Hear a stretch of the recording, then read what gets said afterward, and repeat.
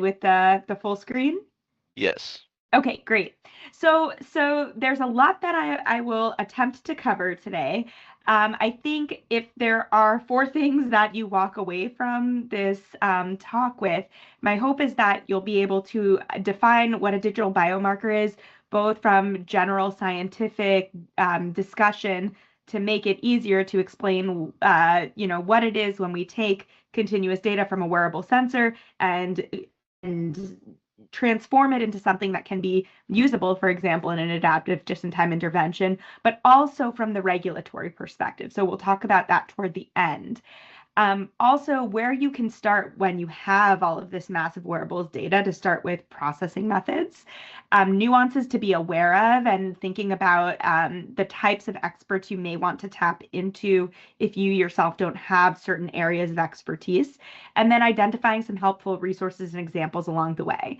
So I don't want to spend too much time on why wearables. I think the key notions that are helpful to think about are that normative values are insufficient. Normally, when we think about clinical values, we think about taking a snapshot that maybe is compared to a mean across a population. Sometimes that's broken down by some demographic factors, but we know that no single person is the average. And we also know that our biosignals and other biological molecules and so on change throughout the course of the day. So when we get that snapshot in time, not only is it a snapshot over days, weeks, months, but it's also a snapshot at clock time. And so wearables help us to solve that. And the last piece, and I'll talk about this in a bit more detail when we talk about exploring missing data from wearables, is that we learn things about people's health and behaviors just from how they interact with their devices. So it gives us this new window into people's lives that would otherwise be missed inside of a clinical setting. And the beauty of this field is that it's ever changing. We're seeing new devices come online, new form factors, new modes of measurement. They're being integrated into clothing and paints and, tattoos, things that make it seamless for envisioning kind of continuous sensing in the background in the long term. So we've got all of this innovation in device development. And now we face this challenge of data, that these wearables generate massive amounts of data, and we want to be able to use that data for actionable insights. And so the solution that my group is focused on is what we call digital biomarkers. And again, I'm going to emphasize that there are different definitions for what it means to be a digital biomarker. So depending on who you're having a conversation with, it's important to note that nuance. So we think of a biomarker traditionally as a measurable indicator, so it's quantitative, of a biological process, a disease state, or a response to an intervention. And this is usually how the FDA thinks of a biomarker, and there are degrees of evidence that are required to qualify a biomarker for being appropriate for use in certain types of clinical trials, and then separately in thinking about its use in clinical care. So we think about digital biomarker as exactly analogous to this idea that now we have a measurable indicator, but that's measured from digital data. So it can be, for example, continuous smartphone location from a GPS. It could be heart rate. It could be physical activity. It could be numbers of time that somebody brushes their teeth a day. To borrow from the previous talk, you can imagine a variety of different sort of infinite possible measures, and we transform them into these indicators of health outcomes. And so what this looks like mathematically is we have these target outcomes, these more maybe traditional biomarkers or clinical outcome assessments. We'll talk about those later when we talk about FDA regulatory components.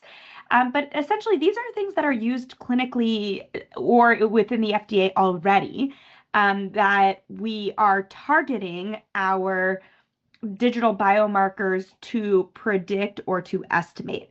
So the digital biomarker discovery process is estimating this function F that takes in these measurements from our digital devices and predicts or estimates these existing biomarkers, clinical outcome assessments, other sorts of outcomes that are well accepted.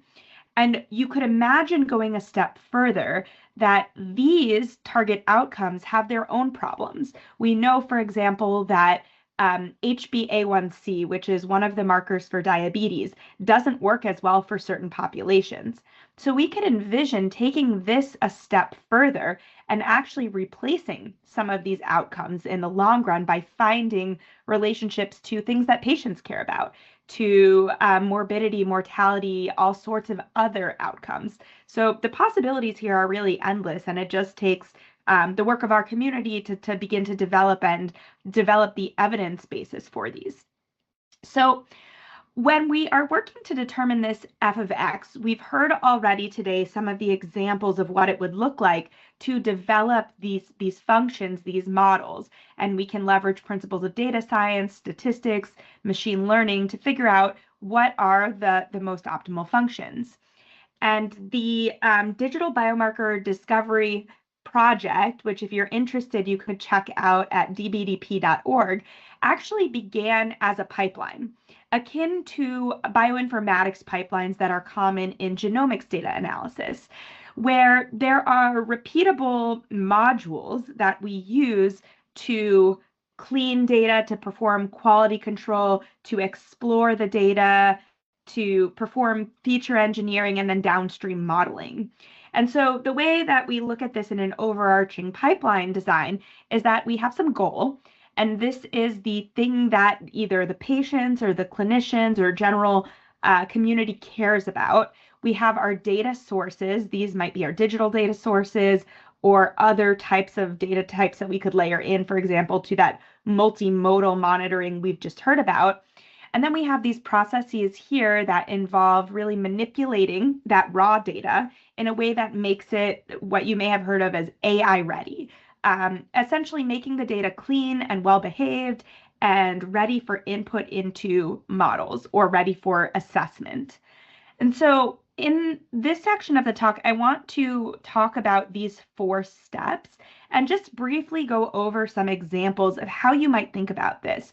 And one thing I want to emphasize is that every project has its own nuances. And so it's important to make sure that you've got experts on board if there's a technology that you really don't know all of the details from end to end. And in this field, that's typically the case because none of us are, the world's top expert at hardware and software and clinical outcomes. So tapping into networks of expertise is really important.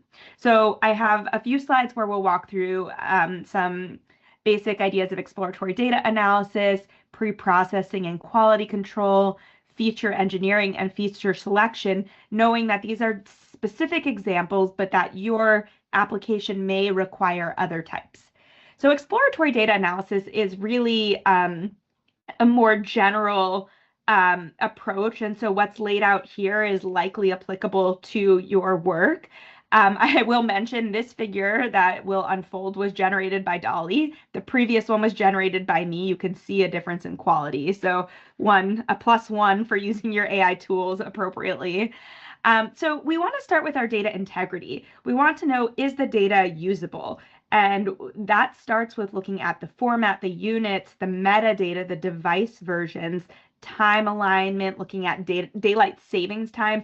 Actually, one of our projects found that there was an issue in the data structure based on daylight savings in one of the wearables that we work with.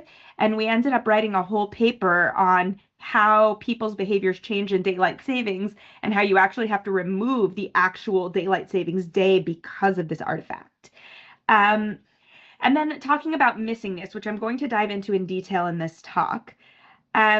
One other piece that's not mentioned here, but will also be a component of this talk, is the source of the data. So really understanding what is the tool that is generating the measurements that are being used, and are we certain that those measurements themselves are valid, and what is the evidence basis for that? We also want to know signal quality. So again, speaking to, is the signal trustworthy?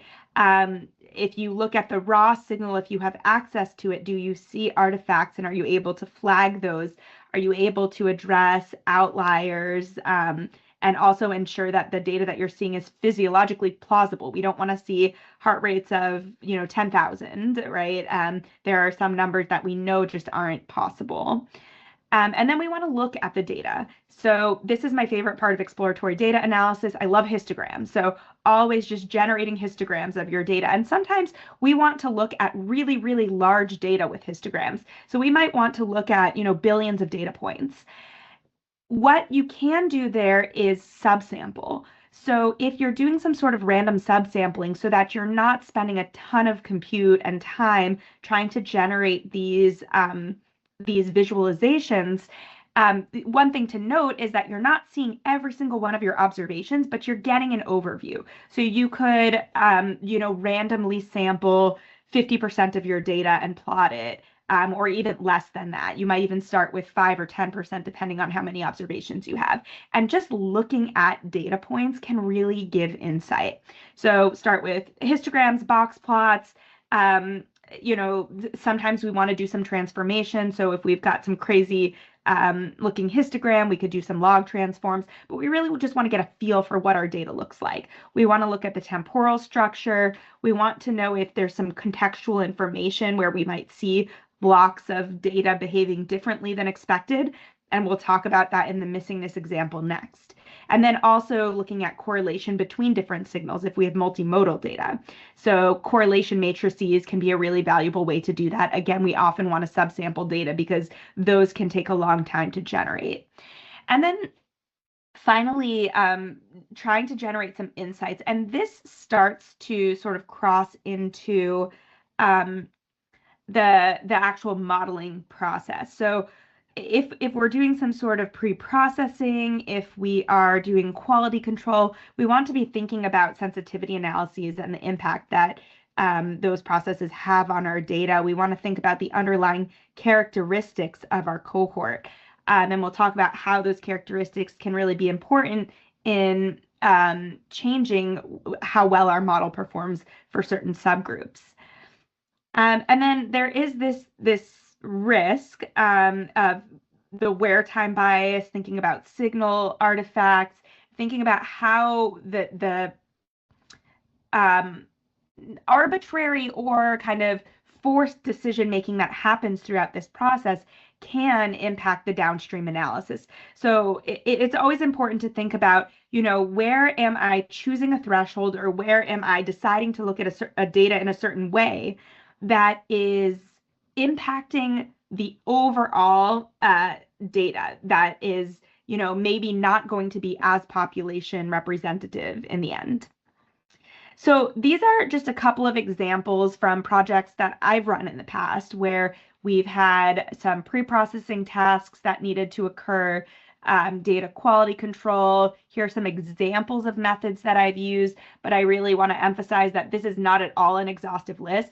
This is just some examples of methods that we've worked. DK is domain knowledge. So that's where we actually would tap into experts and say, what is, for example, range consistency? If we want to look at values of heart rate or blood pressure or some estimates of clinical labs, what are reasonable values that we can expect? So going back and forth between clinicians and literature, looking at different ways to handle missingness. In the past, we often used complete case, which means we remove whole observations. And we'll see in a minute why that is not always the best strategy. There's different denoising methods, normalization methods, aggregation, feature selection after feature engineering. So, this would be a whole course to go through all of these different processes in detail. So it's important to know that they exist, and then to know who you could tap into. For example, your biostatisticians often will be able to think through some of the nuances of these choices. So this is an example, a case study. In this talk, I'll give 3 case studies. This is the first one on feature engineering, which is we had some data, and if you want to see sort of the outcome of this work, you could see this paper here, where we had continuous data from, this was a quite an old smartwatch at this point, the Basis smartwatch, which had heart rate from PPG, skin temperature, galvanic skin response, and activity from an IMU. And we had continuous data on about 100 people over the course of a couple years. And each of these was sampling at a rate of around, I think it was 60 hertz. So you can imagine the level of data that was there. And so what we decided to do in this study was first start with descriptive statistics. So for each of these individuals over the entire time period, could we calculate a single value that summarized their data?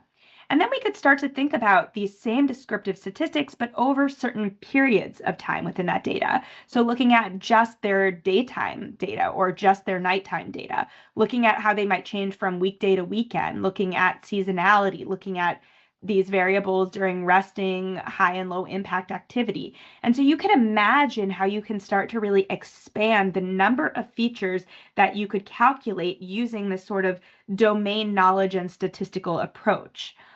One of the things that I want to mention here is that we've seen two talks today that talked about other ways that you could imagine developing features based on data. So you could throw all of this data into unsupervised or semi-supervised methods where you develop these embeddings that tell us sort of how close or how far apart data is in space and leverage those embeddings as features rather than this statistics and domain knowledge-based method. So there again are infinite possibilities of how you could do this. And what we're walking through here is one example. And so we have challenges then when we start to want to build models based on the features that we develop because we only have so much data. So the more features that we bring in, the more data we need to be able to train a model. So in this example, what we did was we leveraged one of the more traditional machine learning methods, or even statistical learning methods, called a lasso, where we're looking for linear relationships between our outcomes of interest. Here we defined these as clinical labs. So these were things that were measured from an electronic health record, and the features that we calculated. We used domain knowledge with clinical experts to parse down from about 5,700 to about 50 digital biomarkers. So this was a somewhat arbitrary decision, and there are much better ways to do this in the better compute environment that exists today. And so what we have here is we have this penalized regression model where what we're trying to do is not only optimize on how closely our function taking in these features predicts these outcomes of interest, but also penalizing it on the number of features that are actually used in the model. So in this way, we are doing both model development and feature engineering at the same time. Using this addition to our cost function or loss function to throw out features in our model that are not informative to the model or that are adding only minimal information. And so this is one way that you can think about building models that you do feature selection and you do model development at the same time. And so you could see in the end, we had a list of features that were the most predictive of certain clinical labs. And you can see the specifics of these features. So for example, if we look at this top left one here, this was galvanic skin response during the daytime, during intense activity, and it was the median of those values, right? So this is a very, very specific feature that was engineered. Another example that we could look at is the kurtosis, or looking at the tail of the heart rate distribution when somebody is at rest. So there are lots and lots of ways that this can be done. This, again, is just one example. And now that we are getting into this space of developing these foundation models and thinking about embeddings, you could imagine much more data-driven ways of doing this. But in that process, there are challenges because we are limited in the amount of data that exists. So starting with this plot on the left, what we want is we want to get into this upper right-hand corner where we have lots and lots of people and we have lots and lots of data per individual. But that's expensive and difficult to collect. our best bet is to capture people using their own devices in the real world, because that's how we get to numbers of people in a study in the tens, hundreds of thousands, maybe even millions. Our traditional study designs, like clinical trials, will not be able to scale to that level. We also have limitations in the amount of data per individual. Again, the traditional study design just doesn't scale in that way. So one of the projects that I'll talk about data from, the All of Us Research Project, is a project that's been generating data of this scale that hopefully continues to move in this direction. And then we start to think about the models that we're capable of building. In the previous case study, I showed you an example using Lasso, which is a linear model that it really doesn't allow for nonlinear relationships to be uncovered in our data. And what we want to do is move more toward deep learning, maybe, LLM-based temporal relationship finding sorts of things. And again, when we are in this low data space, we get stuck in this lower complexity model space. So as our data moves this way, we can also start to move this way with the complexity of our model. But there are challenges in model construction. So regardless of whether we're building simpler models or whether we're building more complex models, there are nuances to the data that it may be best to handle via domain knowledge than trying to allow the model to find these challenges itself, especially when we're talking about these larger deep learning models. Thinking about missingness and cyclicality, and we're going to do a deep dive in the next case study into that. Longitudinal interactions, actually, this is something where we can apply both domain knowledge and allow models to help us find these. We've got issues with uneven sampling when we're working with multimodal data and interactions across the different modalities. Working in this high feature space where we are developing, maybe tens of thousands of features on data or tens of thousands of embeddings, but we have lower numbers of observations. It's not like a text corpus on the internet, right? We're working in humans. And then we have issues with non-representative training data, nonlinear relationships. And so there are a lot of challenges that come with mHealth and digital data. So it's very important to pull in experts if this is something that is, these statistical areas or the data or the devices are not your area of expertise.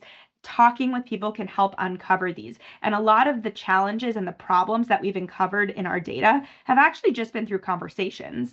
So I'll talk about this missingness and cyclicality example that was uncovered through our conversations that led to some really interesting analysis. So the data that we like to often work with is through bring your own device study designs or real world data where it's just people wearing their own devices. And so there's no sort of oversight. Nobody's calling up a patient to say, hey, your device looks like it's off today, please put it back on. Rather, we're just getting the real world data. So we might have varying habits, like people who only wear their devices to track when they're exercising, or people who only wear their devices to track sleep, or people who just forget to charge their devices. And that's different than a prospective study design where we are making sure that people are always wearing their devices. Even in prospective study designs, we can have problems when we're trying to get longitudinal data. So over the course of months or years, people get fatigued with using devices that aren't a part of their sort of normal routine. We have people who are sicker, wearing the devices less. We end up with issues with study logistics where devices can break and it's not discovered until much later. And so one of the risks for even prospective design is drawing conclusions from the most compliant or the participants with the most data, because we know there are lots of reasons why data can be missing. I won't dive into the details of missing data mechanisms, but it's important to note that there are different reasons why data can be missing. And what we would love to have, the best case scenario, is when we have data missing completely at random, or MCAR, because that's the easiest to impute data from. It means that there's no reason that we can find why the data is missing. When we're working in other spaces where data is missing for reasons that are not completely random, we have to start to think more carefully about whether we can impute on the data, and if not, what are other ways to handle missingness.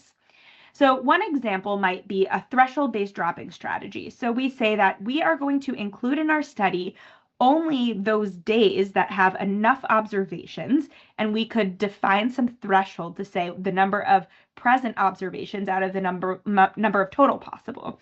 So let's say we have an hourly measurement. We could say we expect on this day 24 measurements, and we see, let's say, 10 measurements. So we can set a threshold. If we want to have at least 50% of measurements present, we would set a threshold of 12. So 12 hours out of 24 hours of observations available, we would include that in our analysis. Otherwise, we remove it. And then we can say, all right, we can even extend that to participant-based. So we could say, if it's a month-long study, we have 30 days, and we're going to say that we set this threshold of 50% of data available per day, and of those days that are kept, we want at least 50% of the days in the month. So now the participant has to have worn their data 12 out of 24 hours for at least 15 days out of that month to then be included in the analysis. I'm making up numbers here.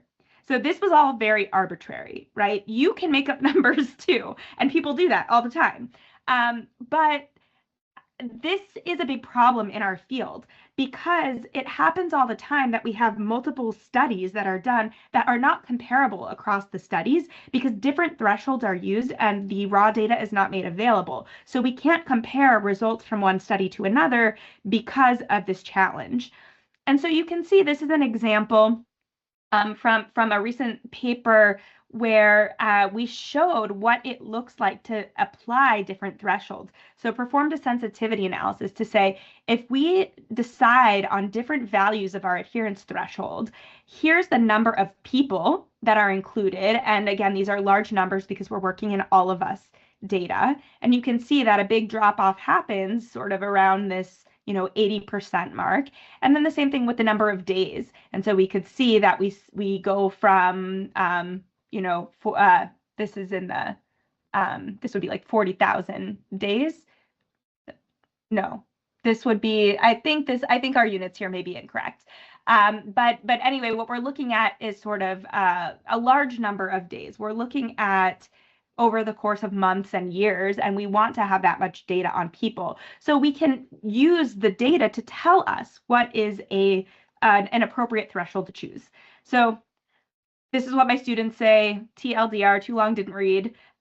So if you care about nothing other than what do I do if I have a large data set and I know observations are missing, we would say complete case analysis, meaning that you're just going to remove people who are missing any data, just isn't feasible with wearables data because there will always be missingness. So we can choose adherence thresholds, ideally based on the data itself or based on existing literature, to be able to retain more data.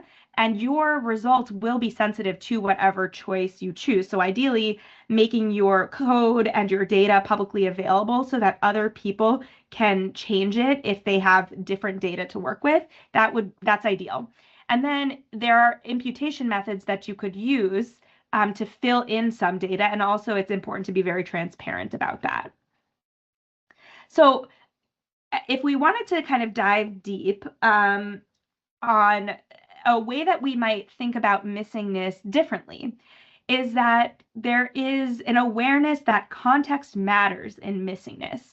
So we have ways that we could learn more about how people are wearing their devices, and we might even be able to take that information in a prospective study design and send a note to people at certain times of day. So almost like an adaptive just-in-time intervention that that would improve the actual data that you get from your study. So reminding somebody, hey, you typically take your device off every morning to charge it, and some mornings you forget to put it back on. Here's a reminder to put it back on, right? That could be one way to improve data. And then we want to sort of exploit that data to see if we can actually learn something about health from it. So we want to flip the script on missingness and say it's not just a nuisance, but it's actually informative. And so the All of Us research program, if you haven't seen it, this is an incredible data source. And the numbers keep growing. So right now they're at something like 50 to 60,000 participants with Fitbit data.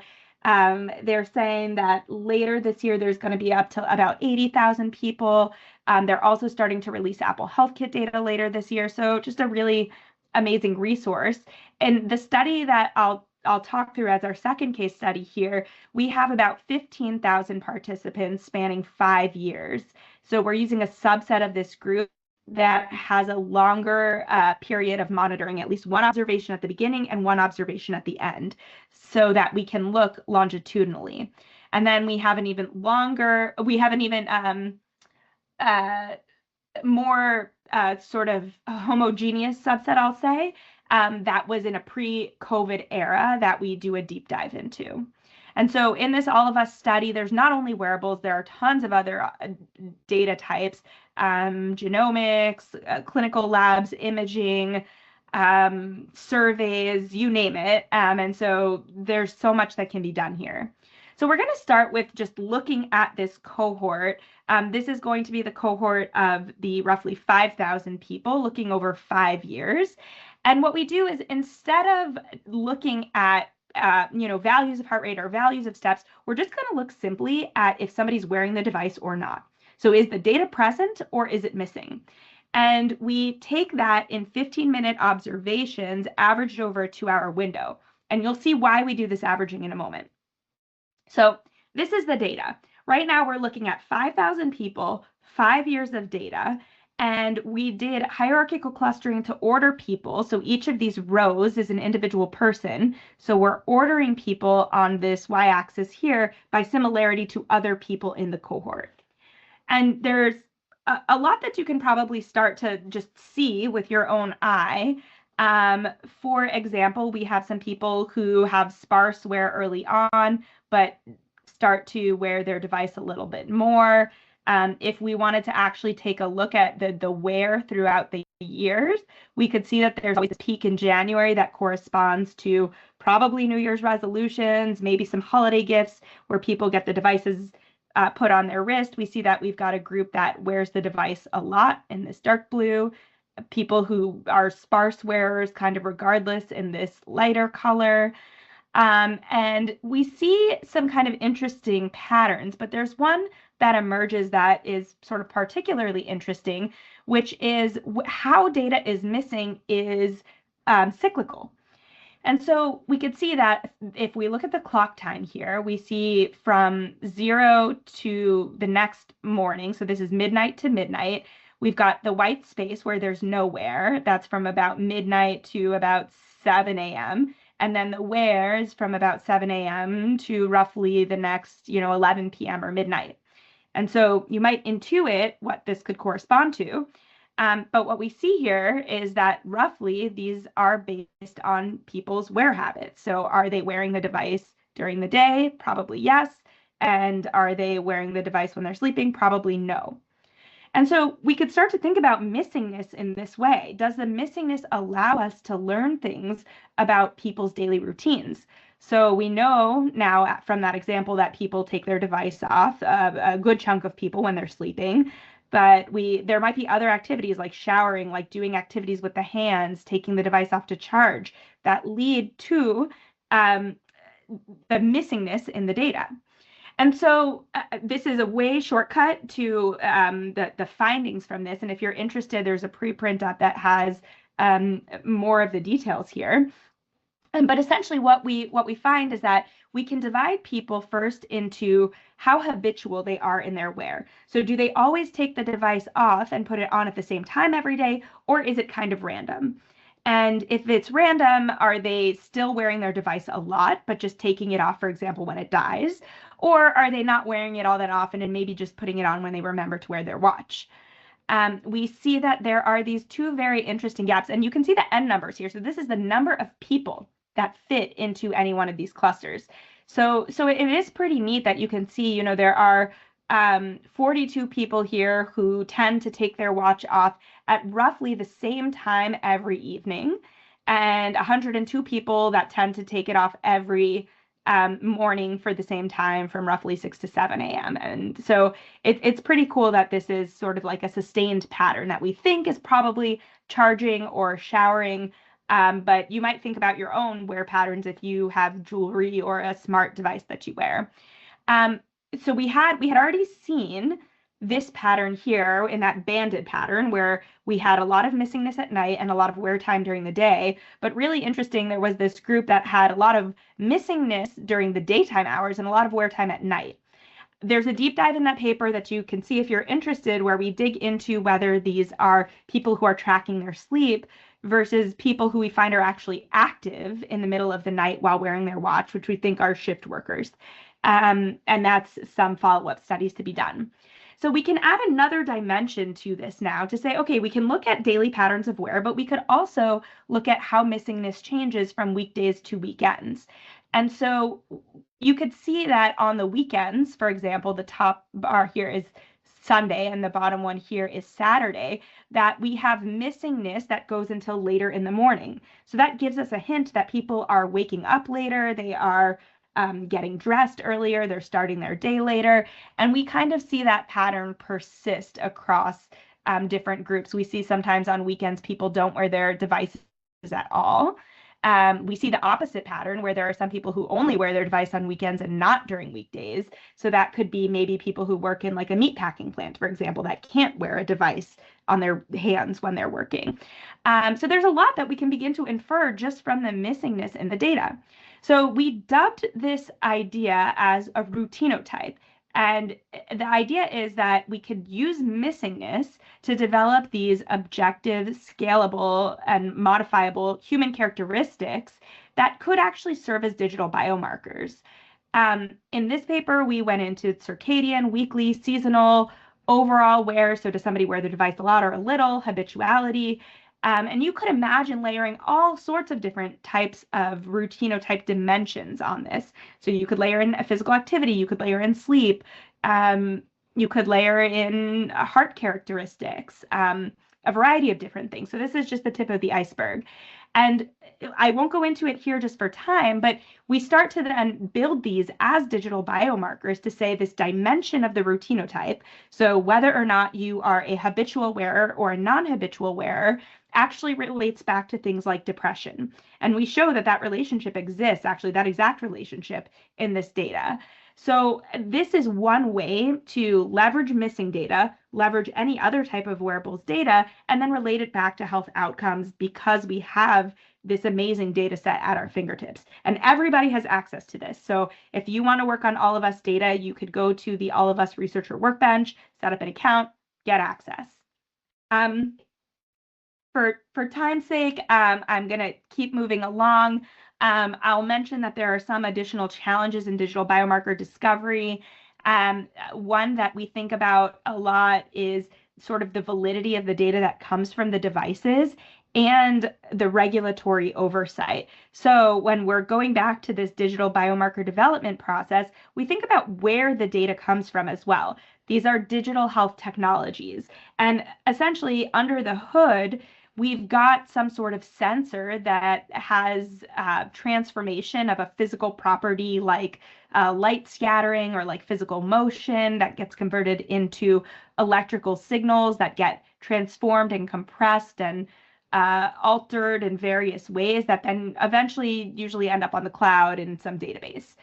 What happens here actually really matters. And so this is, again, why it's important to work with people who know what nuances you may see in the data.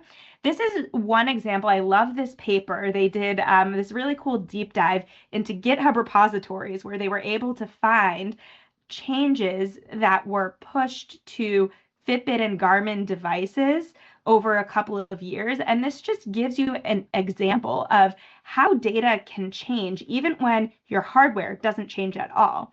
The data that you ultimately get can really be different. And we had an example of this with the Basis Watch study that I mentioned, where they had pushed an update that was able to improve how heart rate gets detected optically during physical activity. And all of a sudden, on one day, I saw my entire cohort's heart rate all jump by like 10 BPM. And it was obvious that it was something artifactual, but I would have never have caught that had we not done the exploratory data analysis process and just seen our data over time and then this jump in the entire cohort. And that was due to something like this. Usually all of this is proprietary, so we don't get the information that these changes are happening. And so with the Digital Medicine Society, we worked on some frameworks to think about how do we know that the data coming from our devices is valid for us to use in digital biomarker development? And you could see here, there's this 3-step process, and a lot of this is pretty standard. So verification, analytic validation, clinical validation. If we take an example of an accelerometer, verification would be you put it on a shake plate on a bench, it's set to a certain RPM, and your accelerometer registers that. Analytic validation is you put the accelerometer on a person and they take steps, you have somebody counting those steps, and they match. Clinical validation is you put it on a patient population for patients that you're interested in. For example, patients with MS may have step counts that look very different than patients without MS. So we want to make sure if our goal is to use that accelerometer to measure step counts in patients with MS, that it can accurately do that. And then there are these repeat loops that basically say if there are changes to the device in any way, shape, or form, whether that's hardware, software, firmware, we need to go back and make sure that all of this still holds. So one of the ways to go around this in a clinical trial would be to take everything offline and say we're not allowing over-the-air updates. We are fixing our environment of our variable, of our wearable, and ensuring that there are no changes. But in the real world, where we're trying to operate in the space of huge amounts of data, this isn't really possible. So we run into this issue again of really having to think through where the problems might be in the data. If we think about optical heart rate monitoring, this is a good example where we know that the way that these PPG sensors work to measure heart rate is they pass green light or various wavelengths through the skin. The oxygenated hemoglobin has a different absorbance than deoxyhemoglobin. And so as we get beats through the cardiac cycle, the vessels fill, they absorb more light, and we get less light emitted. And that's how the measurement takes place. But people who have melanin or higher melanin or tattoos or any sort of pigmentation that absorbs that light, it's going to throw this process off. And so we've seen that before, that on diverse skin types, for example, darker skin will have a harder time getting heart rate measurements. So we performed a validation study. If you wanted to see an example of this, it's much older at this point. There's more that has been done, but this is an example of how you would look across the variables that are known to influence accuracy and try to single them out one by one. And an example in this study, we didn't find that the devices we tested had any issues with the skin tone accuracy, but what we found was that during physical activity, the heart rate accuracy dropped 30%. And that's really a problem if you're running a study where you're trying to measure the effects of some drug on somebody's, heart rate response during physical activity. All of a sudden, we're not measuring what we think we're measuring. And there's lots of examples actually in the real world of biosignals being deployed that underperform. And so this is kind of just a couple of examples, but one that, it might be sort of like acutely we could internalize it pretty well, is that this was a device that you probably know of, devices that have sort of fall detection, crash detection, but this was deployed during the winter and for this crash detection algorithm. And what it did was essentially it would detect a crash. If somebody didn't intervene and press the button on the watch that said, "I'm not in a crash," it would automatically call the emergency people to come out. And the challenge here was that during ski season, there were people wearing these under all of their bulky clothes. They would fall down, it would detect a crash, and they wouldn't hear or see that the device was calling people, the emergency responders, to come. And so all of a sudden, the emergency responders were flooded, and they actually asked the company, "Please turn this off because we're not able to come to the mountains. We don't know when there are real emergencies because it just calls the phone number." So this became, a real challenge. And that's just one example of a deployment in an out of sample data set. So we have an algorithm that was trained clearly not on a bunch of skiing people. And it didn't work, and it caused real world problems. So we have lots of examples of this. I won't go into the details. We heard in the previous talk that Emma gave about devices changing over time, that we need to work in different populations. And so it's very important to think about sort of how your model performance changes in these different environments. And also, one of the challenges, and I would say this is a key that I don't think has a solution today, is that you might have trade-offs to make where you might be able to optimize global performance, but there are certain subgroups where your model underperforms.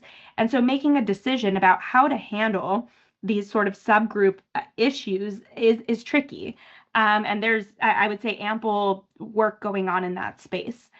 And the FDA is really interested. And, one of the things that I often hear them say, and I think this is true, is that they really do want to talk with the community. So to the extent that you are interested in sort of collaborating with the FDA, you can directly reach out and usually hear back. Times are a little strange now, but in general, in usual times, FDA is really interested in working together. And I am going to go through a little bit of lingo just to make sure that when you are talking with FDA, you kind of know what the key lingo is. So if we're thinking about clinical trials, we often think about something called an endpoint, which is the outcome measure that's used to assess the intervention in a study. And that's sort of the primary question of the study. And there are different types of endpoints that you may find. These slides will all be available, so I'm not going to talk through everything here. But I want to go back to this concept of a biomarker, because at the beginning of this talk, I mentioned the way we define a biomarker to make it easy to talk about these analyses is different than what the FDA thinks of as a biomarker. So there's this qualification program. So digital biomarkers are actually rare, if not none, that are actually qualified through this program. So I imagine we're seeing a lot changing over the next months to years on that. And there are clinical outcome assessments which measure how patients feel, function, or survive, and there are different types of those. So these would be key terms that you would want to know when talking with the FDA.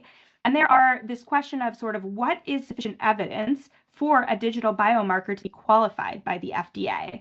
And I think that the answer is there's not a good answer at the current moment. There's no sort of single guidance on how you can get a digital biomarker qualified, but there are some early successes, some examples. This one is actually in Europe by the European Medicines Agency, that stride velocity of the 95th percentile for this very specific case of Duchenne muscular dystrophy. Right now is the only digital endpoint to receive qualification. It's only by the EMA. It's still under review at the FDA.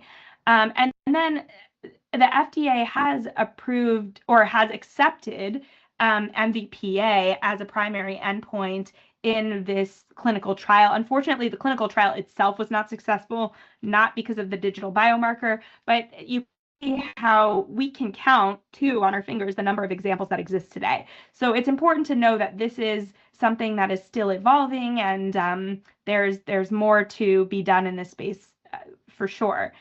This other question of whether the digital health technologies that we use are generating sufficient evidence. This is something that, a very recent change in FDA policy on these devices. I would definitely encourage you to check it out. We commented on this public docket because it really does decrease the evidentiary burden on these devices. And it makes it such that you have to be very, very careful in trusting the data that's coming from the devices and do your own validation to make sure that you feel confident in using a device. And sometimes that may not be possible, unfortunately. And so we also have this very confusing world where a single device could have multiple different levels of evidence on the different functionalities. So for example, we've got this device that has AFib detection that is considered sort of medical device, and the same device that maybe measures SpO2 that falls under the wellness category. So it's super confusing to practitioners, to trialists, to patients. How do you kind of consider how much to trust the data, especially the multimodal data streams coming from these devices? And we are in a world that is like heavily in flux in a lot of different ways, but one of these is this Tempo project. And this is a digital health pilot that I'm hoping the next speaker may talk more about, to expand access to chronic disease technologies. I won't go into the details here, but you can search for it and kind of learn more about it, and also understand that there are ties to this new reimbursement model. So when we're thinking about how data will begin to be collected in clinical settings, because a reimbursement model now exists for this, we should start to see a lot more of this in practice. Now, whether the evidence exists is another question. So with that, I will mention this community in case any of this is of interest to you and you want to either contribute to some of the resources that are on the DBDP or learn from those resources. Those are here. And just to quickly summarize what we've discussed, we talked about what digital biomarkers are. We talked about the data characteristics dictating constraints in modeling, how we have decisions that need to be made, and it's really important to justify those, and then challenges in digital biomarker discovery and how there are open source communities that can address these. And many folks in my lab contributed to a lot of the different figures that I showed, and there are resources that will be sent around that can help if you're interested in pursuing any of these further. So with that, I don't know that there's time for questions, but I will pause the talk. We'll questions. Please raise your digital hand. But Jess, thank you so much. I know I gave you a lot to cover, and you delivered in spades. I would have not expected anything else. Also, really enjoy watching the common good work you're doing. And so thank you for doing it for the community. Let's see, do we have any questions? You did cover quite a bit of landscape. And I apologize for the volume of information. So my slides will be available, and feel free to follow up at any time if questions come up. Right, but it's very important that they all have a common framework and vocabulary when they come for the capstone.